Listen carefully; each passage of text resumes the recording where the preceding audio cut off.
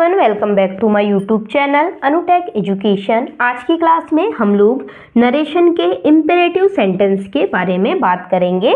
Previous क्लासों में हमने change in tense, change in modals verb के बारे में और चेंज इन सर्टेन वर्ड्स के बारे में हम बात कर चुके हैं। मैंने आपको हर टॉपिक को एकदम ईजी तरीके से और पूरा हिंदी में बताया हुआ है कि नरेशन की शॉर्ट ट्रिक कैसे होती है। ओके, यदि आप पूरा वीडियो देखेंगे, मेरी प्रीवियस 4 से 5 क्लासेस हो चुकी है इससे पहले। यदि आपने उन क्लासों को नहीं देखा है तो प्लीज़ उन क्लासों को भी जरूर देखिएगा। आप अगर एक बार नरेशन के वीडियो देखेंगे तो कभी जीवन में नरेशन भूल नहीं पाएंगे। मैं स्कूल और कंपटीशन दोनों से रिलेटेड चीज़ें बताती हूँ कि ऐसे के ऐसे ही क्वेश्चन एग्जाम में आ जाते हैं और सारे मैं प्रीवियस ईयर 10 से 12 ईयर के ही क्वेश्चन आप लोगों को इस चैनल पर करवाती हूँ। ओके, मैं एक्स्ट्रा इधर उधर के क्वेश्चन बिल्कुल नहीं करवाऊंगी, बस मैं आपको वही चीज़ें बताऊंगी जो एग्जाम में पूछी जाती है। ओके, और रियल चीजें, फैक्ट बिल्कुल डायरेक्ट आप लोगों को समझ में आ जाए और जिस टाइप के क्वेश्चन आते हैं वही कॉन्सेप्ट बताऊंगी, ठीक है ना।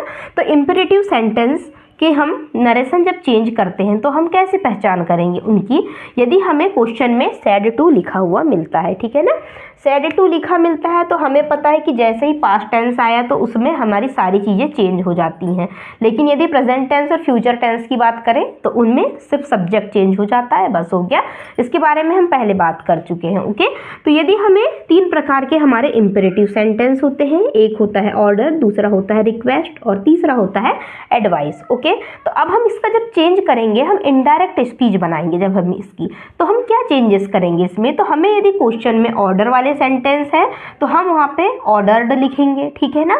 रिक्वेस्ट है तो रिक्वेस्टेड लिखेंगे और एडवाइस है तो एडवाइस्ड लिखेंगे। एक से तो हमने सेकंड फॉर्म लगा दिया, इनमें हो गया। ओके, जैसे हम लोग आस्क्ड लिखते थे, टोल्ड मी, है ना, तो उनकी जगह हम लोग ऑर्डर, रिक्वेस्ट और एडवाइस्ड लिखेंगे, ठीक है ना। जैसे हम चेंज करते थे, सैड टू का टोल्ड होता था, है ना, टेल्स करते थे या टोल्ड करते थे, तो उनकी जगह पे अब हम लोग इनका प्रयोग करेंगे, ठीक है। तो मैं आप लोगों को कुछ क्वेश्चंस बताती हूँ जिससे आप लोगों को बहुत आसानी से समझ में आ जाएगा। तो आप इसे अपनी कॉपी में नोट डाउन कर लीजिए कि ये 3 इम्पेरेटिव सेंटेंस होते हैं। जो हमारे सेंटेंस सैड टू से जुड़े हुए होते हैं तो हम ये इस टाइप की कंडीशन हमारी फॉलो होगी, तो हमें ऑर्डर्ड, रिक्वेस्टेड और एडवाइस्ड का प्रयोग करना पड़ेगा। तो गाइस, आप इससे अपनी कॉपी में नोट डाउन करिए, मैं आपको इसके आगे का कॉन्सेप्ट बताती हूँ। अब हम बात कर लेते हैं इसी में कनेक्टर की। मैंने आपको कनेक्टर नहीं बताया था, तो हम कनेक्टर की बात कर लेते हैं। तो कनेक्टर में ऑर्डर के साथ कनेक्टर टू का प्रयोग किया जाता है, रिक्वेस्ट है तो टू का प्रयोग किया जाएगा कनेक्टर, और एडवाइस है तो एडवाइस्ड के साथ हम टू का प्रयोग करते हैं। ओके, जैसे हम पिछली क्लासों में क्या देखा था हम लोगों ने कि दैट का प्रयोग करते थे या इफ या वेदर का प्रयोग करते थे, उनकी जगह अब हम लोग यहाँ पे टू का प्रयोग करेंगे। मतलब ऑर्डर्ड टू, रिक्वेस्टेड टू और एडवाइस्ड टू। ओके, इनके साथ में हमेशा टू का प्रयोग किया जाता है। तो चलिए कुछ क्वेश्चन कर लेते हैं जिससे हमारे डाउट और क्लियर हो जाएंगे। अब हम लोग फर्स्ट क्वेश्चन देखेंगे। He said to me open the door लिखा है हमारे पास। तो अब हमने ओपन द डोर को देखा तो हमें इससे समझ में आ गया कि ये इम्पेरेटिव सेंटेंस है। कैसे समझ में आया, क्योंकि हम ऑर्डर दे रहे हैं किसी को, है ना। ओपन द डोर, दरवाजा खोलो बोलते हैं ना हम लोग किसी को, मतलब किसी को हम एक प्रकार से ऑर्डर दे रहे हैं। तो अभी मैंने आपको थोड़ी देर पहले बताया था कि जब भी हम सैड टू है हमारे पास और हमें यदि इम्पेरेटिव सेंटेंस में ऑर्डर वाला सेंटेंस आता है तो हम वहाँ पे ऑर्डर का ऑर्डर्ड कर देते हैं, है ना। ऑर्डर्ड वाले सेंटेंस है और कनेक्टर लगाते हैं हम टू। ओके, तो चलिए इसको हम इनडायरेक्ट में चेंज करते हैं। अब हम ही की जगह ही तो हमने लिख दिया, सैड टू का ऑर्डर्ड हो जाएगा। ओके, हम लोग इंटरोगेटिव सेंटेंस बनाते थे तो सैड टू का हम क्या करते थे, यहाँ आस्क्ड करते थे। लेकिन अब हम क्या बना रहे हैं, ऑर्डर वाले सेंटेंस और इम्पेरेटिव सेंटेंस। तो इनमें अब हम कनेक्टर यहाँ इफ और वेदर लगाते थे हम और दैट लगाते थे, तो अब यहाँ पे कनेक्टर टू लगेगा और ओपन द डोर सेम रहेगा। ओके, अब हम देखते हैं इसका सेकंड वाला क्वेश्चन, रिक्वेस्ट वाला, है ना। 3 प्रकार के देखे थे हमने, ऑर्डर, रिक्वेस्ट और एडवाइस वाले। अब हमने ऑर्डर वाले देख चुके हैं, अब हम रिक्वेस्ट वाले देखेंगे। अब हमने देखा कि अब हम कैसे पहचानेंगे इसे कि ये रिक्वेस्ट वाला सेंटेंस है। तो हमने क्वेश्चन में देखा he said to me please open the door लिखा है, मतलब प्लीज मतलब हम किसी से रिक्वेस्ट कर रहे हैं ना, तो रिक्वेस्ट कर रहे हैं। तो अब यहाँ पे सैड टू की जगह क्या आ जाएगा, रिक्वेस्टेड आ जाएगा। और हमें पता ही है कि कनेक्टर तो टू लगता ही है, तो चलिए अब इसे भी बना लेते हैं। ही की जगह हमने ही लिखा यहाँ पे, सैड टू का हमें पता है कि रिक्वेस्टेड हो जाता है, क्योंकि ये क्या है, हमारे रिक्वेस्ट वाले सेंटेंस है ना। तो अब हम यहाँ प्लीज़ देख के ही हम समझ गए कि रिक्वेस्ट वाला है, तो हमने यहाँ रिक्वेस्टेड लगा दिया। मी तो यहाँ आएगा ही आएगा, ओके। और कनेक्टर हमें पता है इन्वर्टेड कॉमा को हटाकर हम कनेक्टर लगाते हैं, तो रिक्वेस्टेड के साथ हमेशा टू कनेक्टर लगता है। और अब हम यहाँ प्लीज़ नहीं लिखेंगे, क्योंकि हमने यहाँ रिक्वेस्टेड लिख चुके हैं, मतलब रिक्वेस्ट हो चुकी है ना एक बार प्लीज़, तो हम बार बार प्लीज़ नहीं कहेंगे, अब डायरेक्ट हम ओपन द डोर लिखेंगे, ओके। मैंने आपको यहाँ ऑर्डर के बाद मी लगाना शायद भूल गई थी, तो यहाँ पे मी आएगा सबके साथ, है ना।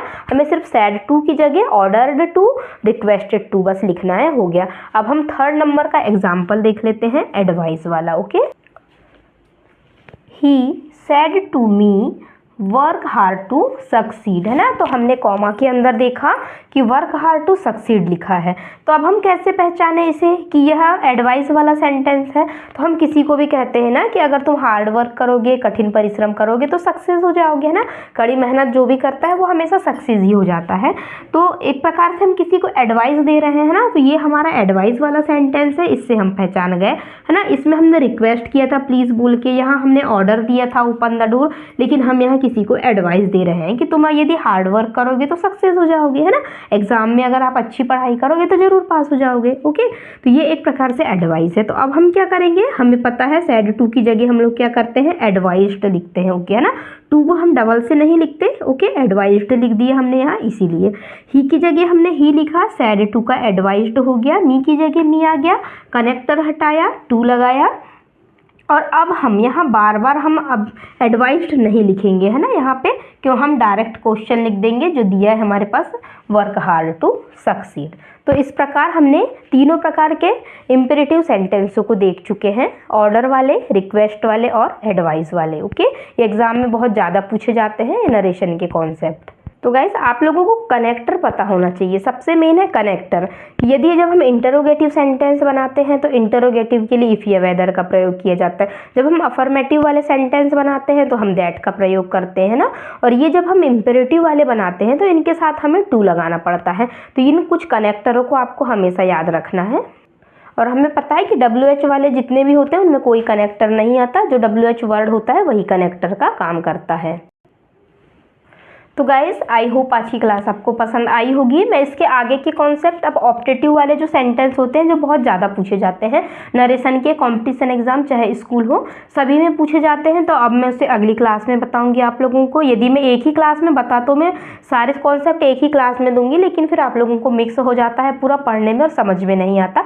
तो आप इन 3 कॉन्सेप्टों को अच्छे से याद कर लीजिए, ओके। बहुत ही आसान कॉन्सेप्ट है, आप एक बार पढ़ेंगे तो आपको आसानी से बन जाएगा, है ना। अब हम इसके आगे का जो नरेशन का हमारा एक टॉपिक रह गया है ऑप्टेटिव वाला, एक्सक्लेमेटरी वाले जो भी हैं, तो हम इसके बाद वाले वीडियो में करेंगे। तो प्लीज़ आपने यदि इसके प्रीवियस वाले पहले के 5-6 वीडियो हुए होंगे शायद, तो उनको यदि आपने नहीं देखा है तो प्लीज़ उन वीडियोस को जरूर देखना। मैंने बहुत ही आसान तरीके से नरेशन बताया है, इससे ईजी तरीका और एकदम फैक्ट चीज़ें जो एग्जाम में आती हैं वो आपको कहीं नहीं मिलेगी, ओके। तो चलिए अब हम आज की क्लास को यहीं ओवर करते हैं। Thanks for watching this video. मिलते हैं हम अब अगली क्लास में ऐसे ही इन्फॉर्मेटिव इंग्लिश से रिलेटेड सभी वीडियोस के साथ, ओके। और यदि चैनल पे नए हैं तो प्लीज़ चैनल को सब्सक्राइब कर लीजिएगा, ठीक है। Thanks for watching this video.